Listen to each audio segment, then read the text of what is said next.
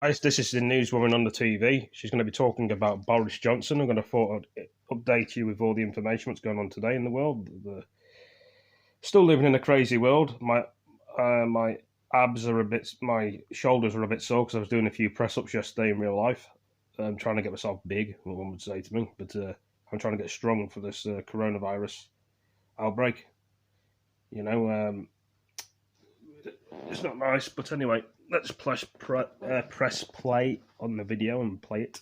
From the Prime Minister, which he posted on his Twitter account in the last few minutes. Hi folks, I want to bring you up to speed with something that's happening today, which is that I've developed mild symptoms of the coronavirus. That's to say, a temperature and... No way, the Boris Johnson's getting the coronavirus. And on the advice of the Chief Medical Officer, I've taken a test. That has come out positive, so I am working from home, I'm self-isolating, and that's entirely the right thing to do, but be in no doubt that I can continue, thanks to the modern technology, to communicate with all my top team to lead the national fight back against coronavirus. And I want to thank everybody who's involved. I want to thank, of course, above all, our amazing NHS staff. It was very moving last night to join in that national clap for the NHS. But it's not just the NHS, it's our police, our social care workers, teachers, everybody who works in schools. This was on 11:30 this morning, by the way, so I'm just recapping. Amazing national effort by the public services, but also unless you guys have already watched it, of the British people public who's volunteering. Incredible response. 600,000 people have volunteered to take part in a great national effort to protect people from the consequences of coronavirus. I want to thank you. I want to thank everybody who's working to keep our country going through this epidemic. And we will get through it. And the way we're going to get through it is, of course, by applying the measures that you'll have heard so much about. And the more effectively we all comply with those measures, the faster our country will come through this epidemic and the faster we'll bounce back. So thank you to everybody who's doing what I'm doing, working from home to stop the spread of the virus from household to household. That's the way we're going to win. We're going to beat it, and we're going to beat it together. Stay at home, protect the NHS, and save lives.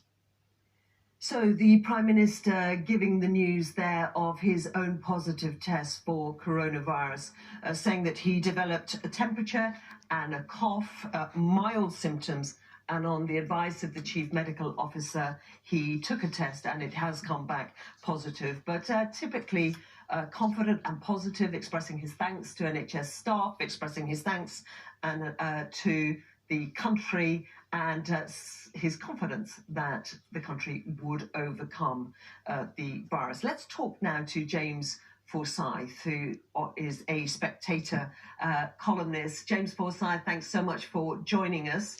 You will have seen and heard that video of the Prime Minister. Your immediate reaction? I think as you said, it's going to classically Boris Johnson very positive, but obviously, he is still going to need the government's response.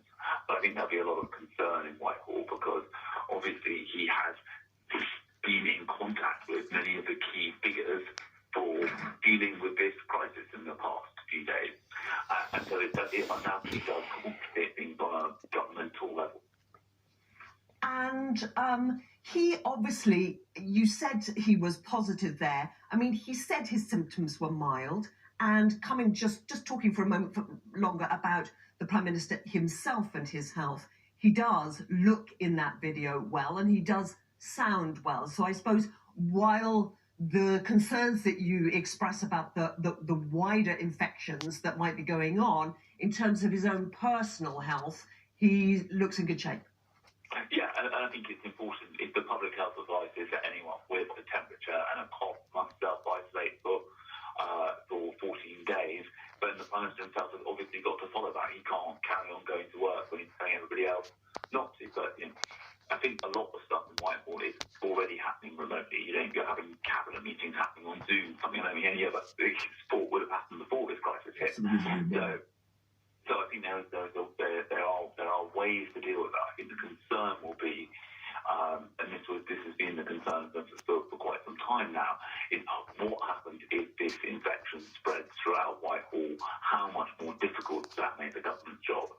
Well, let's talk then about that in more detail, because until very recently, the Prime Minister has been conducting those news conferences with a large number of journalists in the room. Of course, Pete, some of our audience may not feel that journalists are critical workers, but then obviously his aides inside Downing Street, the Chief Medical Officer, the Chief Scientific Advisor, there are a lot of key people in the battle who he has been working within very close proximity to, as we've all seen over recent days.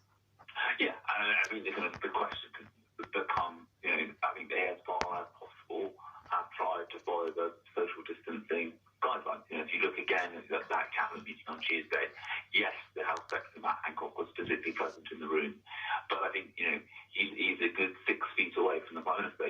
Yes, the Prime Minister and the Chancellor were both standing outside number 10 last night, clapping the NHS staff, but again, I think they were the appropriate 6 feet away from each other. So I think but I think the question becomes, how widespread is this infection in Whitehall? I think there already have been some number 10 staff self-isolating because they had symptoms, and I think there will be worries about whether this could just make things even more difficult as the government tries to handle what is undoubtedly one of the biggest peacetime challenges this country has faced.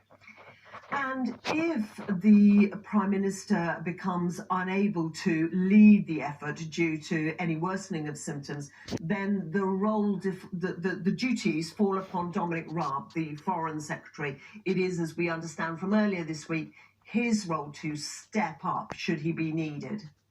Yeah, he is the First Secretary of State as opposed to being Foreign Secretary, and that means that if the Prime Minister is incapacitated for any time, he essentially acts as the acting Prime Minister.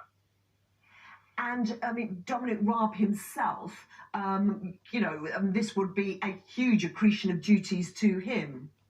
Yeah, I mean, obviously it would be, and ironically, he himself has already been tested for coronavirus and tested negative. I think it would obviously be, it would obviously make things more difficult for government, especially because Boris Johnson has very much been the face of the government's response to coronavirus. He's been held in these regular press conferences. It's been his tone, his addresses to the nation that have been at the heart of the government's effort to communicate with the public. So that was that, and Dominic Raab is nowhere near as well known a figure as Boris Johnson. Well, guys, that was very interesting. Well, let's have a look here. Like I say, guys, I hope you all enjoyed it. Give it a like, give it a comment, share it with your friends, and I'll catch you guys in the next video. Thank you for joining me. Peace.